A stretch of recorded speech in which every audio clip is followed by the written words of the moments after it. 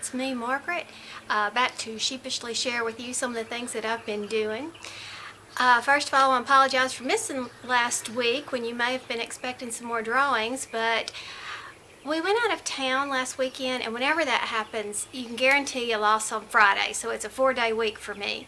Friday is the day you have to get ready to go out of town. Then I ended up with a sinus infection, so I lost several days there and just not feeling myself. So I'm back to feeling better, and we're going on here. But before I move into yarn, I want to extend some deep sympathies to two people in our yarn community. One is Kathy S. She's been a subscriber of mine since early on, and she was probably the first person who ever reached out and helped me with the problem that I had. I was hoping to find some special safety pins, and I mean within a day of posting, she immediately told me where to find these, and she just stuck out in my mind since the very beginning. And Kathy just recently lost her husband, and I'm really hurting for her. I cannot imagine what she's going through right now. And Kathy, I want you to know that you're in my thoughts and prayers.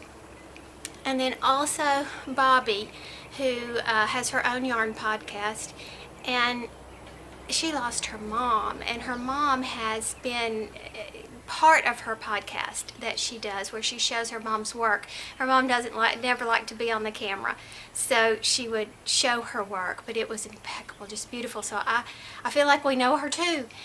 And Bobby, I'm so sorry to hear about the loss of your mom. So again, in my thoughts and prayers. So, moving on to yarn, what have I done since I've last talked to you?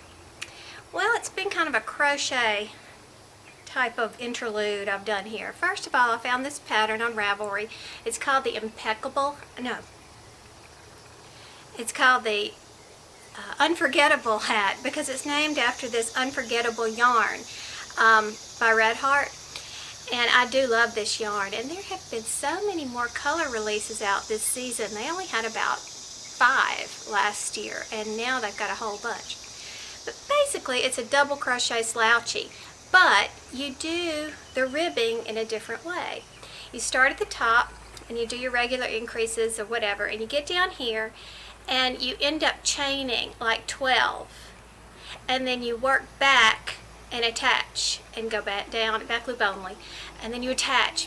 You'll have to read the directions. It's a little bit tricky. I was familiar with that because I had done a dog sweater a while back that used the same technique, and so I got that done, but it turned out pretty. And you know that, why do I keep saying impeccable? Unforgettable. I love the way it has that slow color change, and it works up really well in crochet, which sometimes variegated yarns look real chunky and splotchy, and I don't think this does at all. So I was really pleased with it. Forgot to look up the color. I'll insert it somewhere there. But isn't that nice? And then I've been a big fan of repeatcrafterme.com. Her name is Sarah, and she has the best patterns.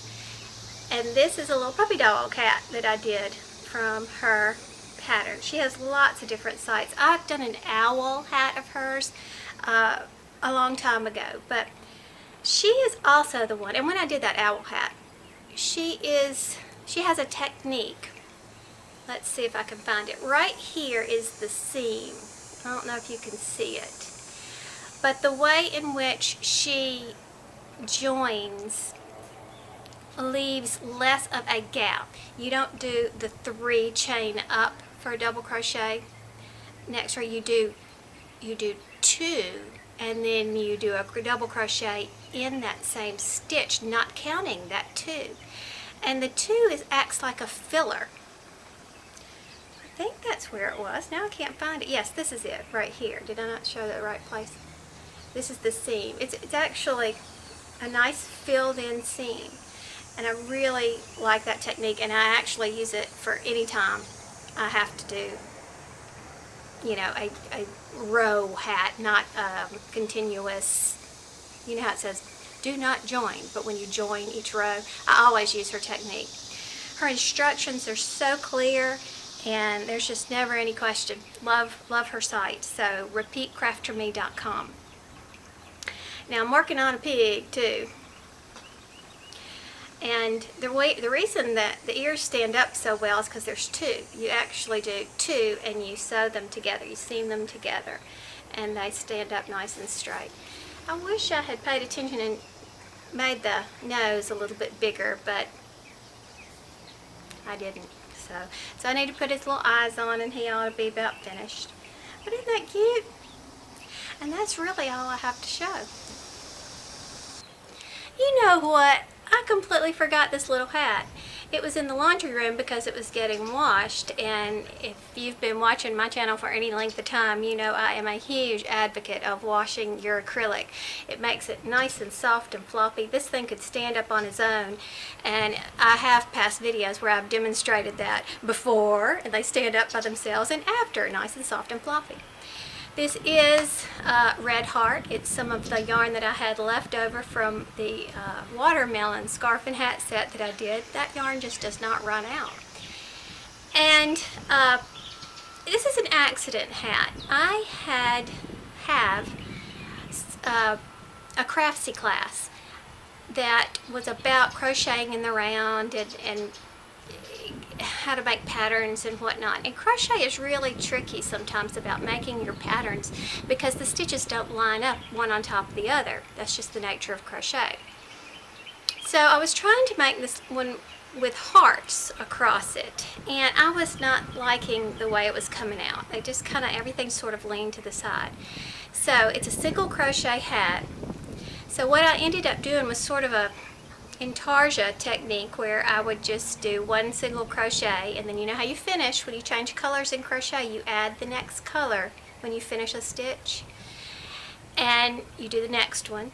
And so I basically just kept alternating. I did one of each color, and then I did a whole row of one color, and then I would come back and do one of each color and then a whole row of the other color, and it made this nice little pattern. So I like the way that turned out, and it feels much better since it's been washed. One quick thought that I forgot to mention is if you follow my channel for any length of time, you know that I do a lot of charity knitting and crocheting, and those two little character hats, and I'm going to go through my stash too. Those are going to go to Sister Margaret Mary, who is a friend of mine that I've met through YouTube that I adore, for her fundraiser that she's got going on. If anybody is interested in helping raise funds by just donating some crocheted items to Sister Margaret Mary's music program, which is phenomenal, by the way. I'll put the link to her program in the description box below, and you can help do that. But I've also got to get together my stuff for Yolanda Soto Lopez for her charity collection. I am doing some for Erin's Give Me Yarn 418's charity collection, and oh, my own that I'm doing here. So yeah, I mean, I love to do it, and I can't wear all this stuff, so this gives me an outlet. So if anybody's interested in donating some stuff because you crochet and knit far more than you can ever wear, let me know, and I will help you find some places to put your talents to good use. Now, in my last video, I mentioned that you were either going to love me or hate me when I share this information with you. But it is a website / app. You can get an app to access it that can give you a plethora of crochet and knit magazines. Well, actually gives you any kind of magazines, but well, let me hush and I'll just show you. Okay, here we have my iPad, and this is what I was excited to tell you, to show you last, oh gosh, I guess it was a couple of weeks ago. This is a myriad of free patterns, things you're going to get so excited about. It's an app called Issuu, Issuu. You could also get to it from a regular computer at issuu.com, but I like the app set up a little bit better. Now, when you load it, it immediately takes you to like your home page, so to speak. These are from publications that I follow. It's the way to set it up and your recent reads, whatever. But here's how you set all that up. You've got your feed, which is what I'm on. You can explore, which is what you call search in this thing. And I mean, it's any kind of topics. There's tons of things, but of course I'm just showing you things related to yarn. And in search, you would just type whatever. Let's do crochet, C-R-O-C-H-E-T, search. And look at all the wonderful things under crochet. Okay, you have things that are already free, like this one right here. It's called Hat Patterns, and it's put out by allfreecrochet.com. But it's, you know, the thing I like about it is that all these free publications that you could download other places are here grouped together. But some things are not free that are on here, like Crocheting for Dummies. This is the full book, the entire book that you could actually buy in a bookstore. When you tap it, it takes you to each of the pages. There's the cover, and it goes all the way through. So some things are free on this Issuu site, excuse me, and some things are, I don't know how they do it. I know that the publishers have uploaded some of this stuff, and I don't know if other people have just scanned it or what, but this is the full book right here. Now when you want to go, oh, and you can get 2 pages at one time. I like to do it like this. Now to go back, you just tap at the top and it takes you back to whatever level you were looking at. So here is our search. 14 flower crochet granny squares. We have Crochet Magazine. Let's look at that one. Alright, you can't zoom at this point, but you can do other things. Now here's the options you have with this. Let's say you look through this magazine, you fall in love with it, and you know a friend who would just love this magazine. So here's the familiar little icon down here that you would tap. That you would tap to see what your options are. And of course you can send a text message with a link to this magazine. You can send an email. You can put it on all sorts of social media. This is within the Issuu app itself. You have something called a reading list, which is really cool. It's kind of like if you get some magazines in the mail and you don't have time to read them, so you go put them on your bedside table or something. And so that you can easily get back to these without having to search and wonder which ones you wanted to look at. Copy just puts a link on your clipboard so that you could copy it wherever you want. And then, of course, apparently, they're asking for, they're going to add more things there because all we have is add to reading list and copy, which we can easily get to right here. Now you can also follow this magazine, meaning that it goes into your feed, and I don't know what else it does beyond that. Here's a flag. What does that do? Oh, if it's inappropriate. So obviously we're not going to have any crochet porn, so that's probably not going to be necessary for us. But you see, when you're here at your search results, if you tap something, then you can get an up-close view, and sometimes you get descriptions of what, this is. A book, 100 Quick and Easy Crochet Stitches. It's there. This is something called Crochet Scene, which is really cool. And let me show you something here. Oh, I think this one was just a partial magazine, which sometimes they do to try to promote so that you'll go buy it. Yeah, this one was just a partial one. No. Yeah, this appears to be the whole thing. But there are some that are just partial magazines, which just give you a taste. And isn't that great? Because sometimes you don't know if you want to buy a subscription, but if you want to see what kinds of projects that they have. This is pretty modern projects, which I like. I don't want to look like I'm doing stuff from, you know, my grandmother's day, but I have yet to do any of this really cool stuff. So, but yeah, the actual patterns are in these books. Isn't that cool? Look how cute.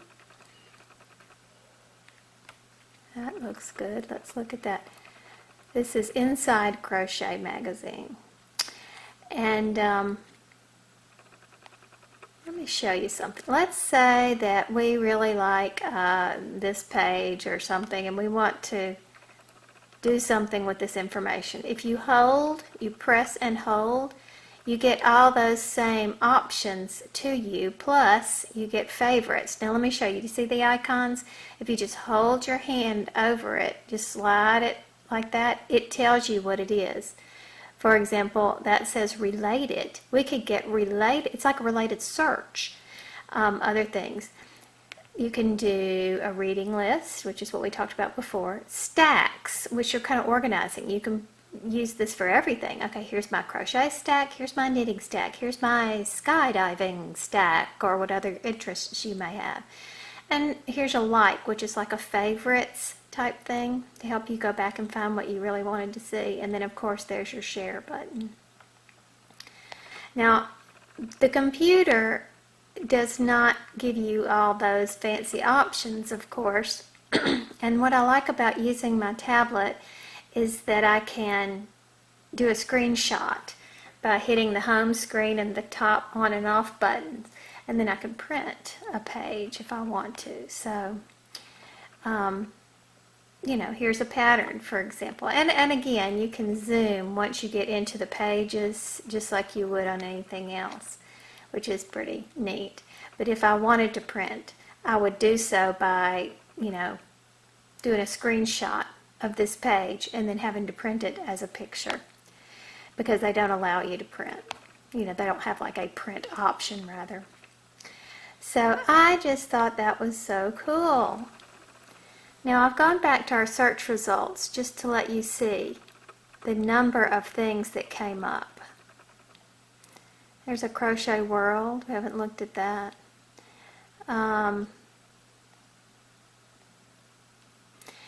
Lots of things like this is foreign, Japanese or Chinese, I imagine Japanese, top-down crochet. But I mean to tell you, I love, if this is the one I'm thinking of, beautiful work. But of course I can't read any of it. Isn't that pretty? So, and I don't see any graph patterns in this particular thing. This gives you measurements of sorts to show you how it's done. So those of you who are more clever than I could figure that out, I imagine. But isn't it fun just to be able to see it? But there's plenty of English patterns for those of you who are like me and need them. This is called Crochet Savvy, this magazine. And what's neat about it is it features a lot of our YouTube community. I've seen a lot of the different articles on them.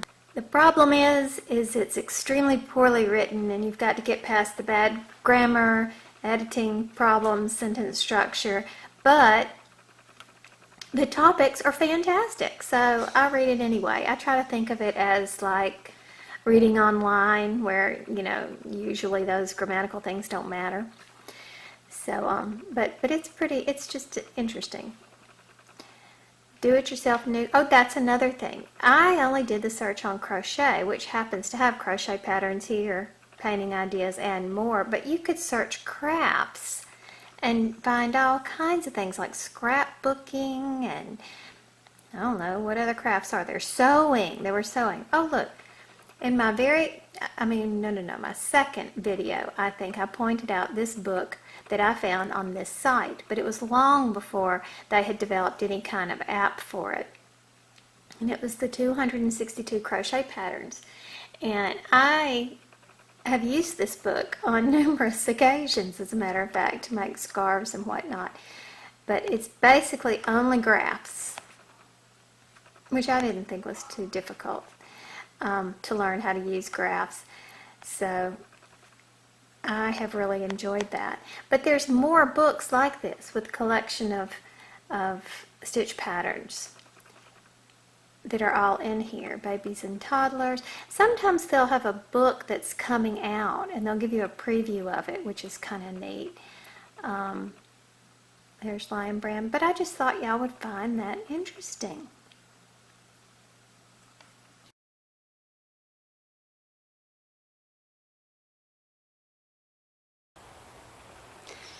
Okay, last video I chose two winners. It's Amy Pinkelman and I Am She, Cynthia. And heard from both of them, but Cynthia, you need to tell me which one you want. I haven't gotten it in the mail, Amy, even though I know that you had given me a hint. She told me to surprise her with one or the other. But I want you to look too and see what else I've added. So I'll show you that in a second. But Cynthia, look in a minute and tell me which one of these that you want.